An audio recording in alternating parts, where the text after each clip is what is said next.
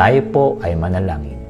Ama, dakilang Diyos na banal, muli po kaming nagpapasalamat muli sa sandaling ibinigay mo sa amin para makapaglaan ng oras para po makadalo sa ministeryo po ng inyong mga banal na salita. Samahan niyo po kami at muli niyo po kaming pagministeryuhan ng iyong mga pagpapalang espiritual sa pangalan po ni Kristo Jesus. Amen. Ang ating pong Bible verse, 1 Chronicles chapter 29, verse 10 up to 14. Wherefore David blessed the Lord before all the congregation. And David said, Blessed be thou, Lord God of Israel, our Father, forever and ever. Thine, O Lord, is the greatness, and the power, and the glory, and the victory, and the majesty. For all that is in the heaven and in the earth is thine. Thine is the kingdom, O Lord, and thou art exalted as head above all. Both riches and honor come of thee, and thou reignest over all. And in thine hand is power and might, and in thine hand it is to make great and to give strength unto all. Now therefore, our God, we thank thee and praise thy glorious name. But who am I, and what is my people, that we should be able to offer so willingly after this sort? For all things come of thee, and of thine own have we given thee.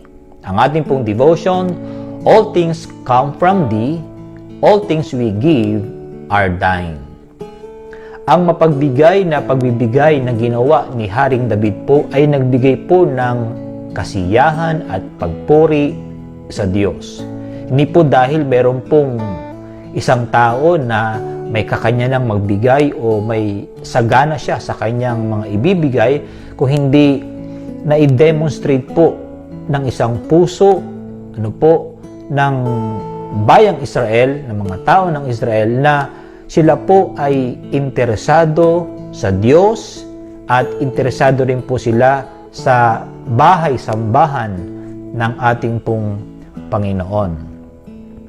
Maaari pong sabihin ni David na itong taong ito ay puno po siya ng riches and honor dahil nga po siya ay mayaman, marahil, pero alam din po ni David na lahat po ng bagay na mayroon, sa taong ito, particularly sa mga tao ng Israel, ay galing po sa Diyos at hindi po sa kanilang mga sarili.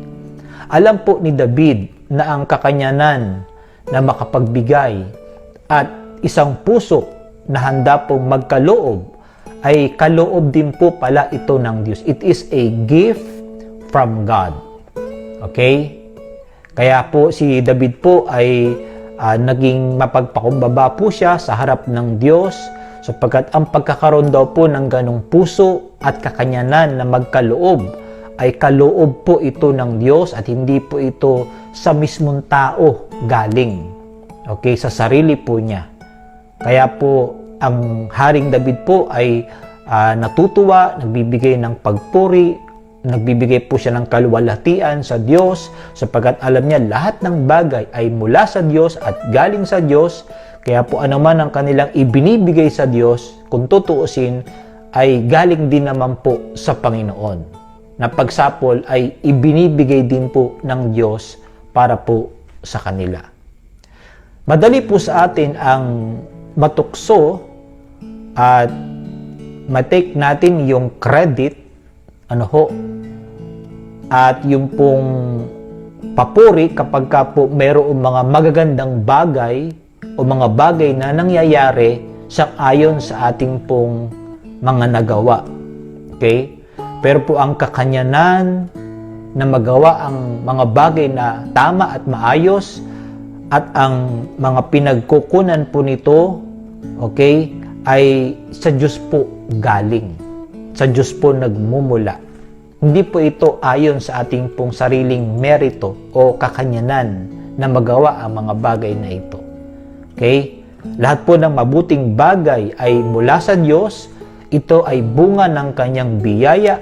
Ito ay bunga ng kanyang kabutihan. Malinaw po yan sa Santiago 1:17. Ang lahat ng mabuti at ganap na kaloob ay buhat sa Diyos.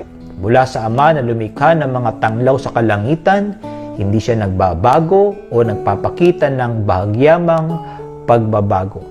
Anumang tagumpay sa bahagi ng ating pong mga buhay, hindi po ito dapat pagmulan ng pagmamataas sa ating pong mga sarili. Kundi dapat ito ay pagmulan ng malalim na pagpapasalamat, malalim na pagpuri, pagkilala na ang lahat ng bagay na ito ay mula at galing sa ating pong Panginoon.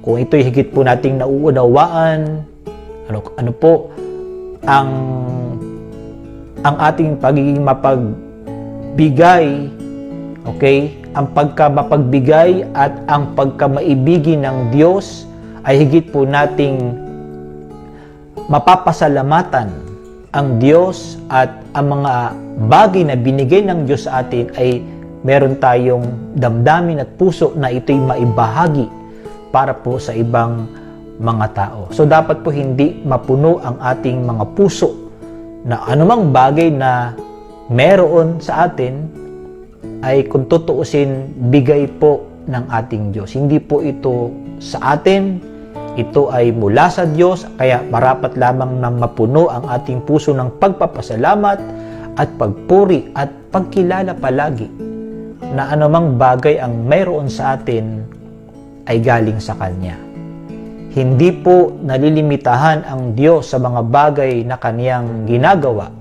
Okay? Lahat po ng bagay ay Kaniyang magagawa para po magawa niya ang Kaniyang naisin, okay, sa ating po mga buhay at matugunan ang mga bagay na pangangailangan po natin sa araw-araw. All things come from Thee. All things we give are Thine.